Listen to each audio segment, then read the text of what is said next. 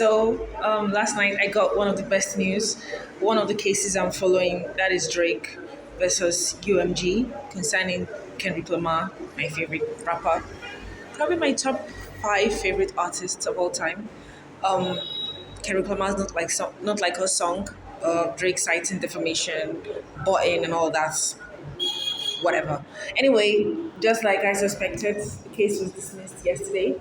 The judge citing non-actionable opinion and just citing a lot of various case law. Basically, the summary is this is not defamation, and everyone with sense knows, especially in the U.S. and as a public figure, defamation is one of the hardest cases to prove.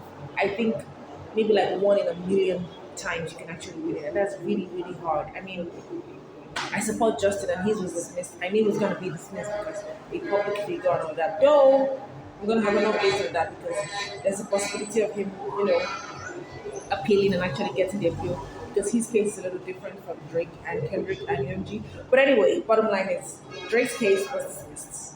Anyone with sense knew that was going to happen. I'm so happy. I'm so happy. And the internet is going wild. We're all clowning in. I am taking part in that clowning wonderfully so.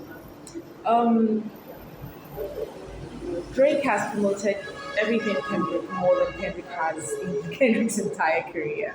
And I'm happy about that because Kendrick is a very silent guy. He just drops the music.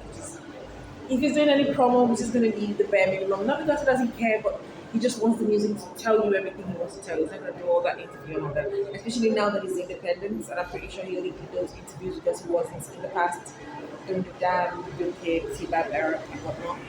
So, yeah, Drake's case was dismissed. He wants to appeal. I have a very I don't think he's going to get that appeal because the defamation is really hard, and especially because in this case, you started name calling. You told him to call you what he eventually called you. So it's not going to work for him. His lawyers are going to tell him to appeal. Speaking of his lawyers, Mike Gottlieb of Wilker and Fur, he's the one defending Blake Lively as well. He tends to defend bullies and narcissists. So I don't know how this is going to go for him with Blake because Blake and Drake rhymes. They're both people who are narcissistic, people who want to be center of attention.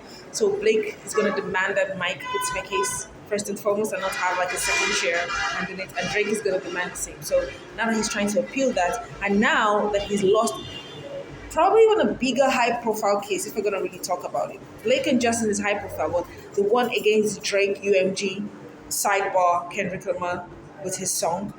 Because a lot of big companies, he was practically suing the whole music industry. That's a bigger high profile case. So him losing that, because yes, he's lost it. He's not going to sit well with Blake and he's going to make her probably come to her senses. I don't know.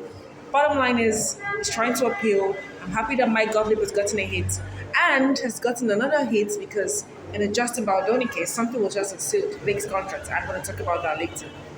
But I'm happy when Mike Gottlieb loses because he's a bully. He defends bullies and narcissists. When he went after content creators, in my opinion, he's a bully and a narcissist. And he defends, in my opinion, bullies and narcissists. So, yeah, I'm happy for this loss in his career. I pray for more losses in his career and I will celebrate everyone. Happy for Kendrick. Sorry, Drake. You just need to maybe just retire or go away. I'll be very happy.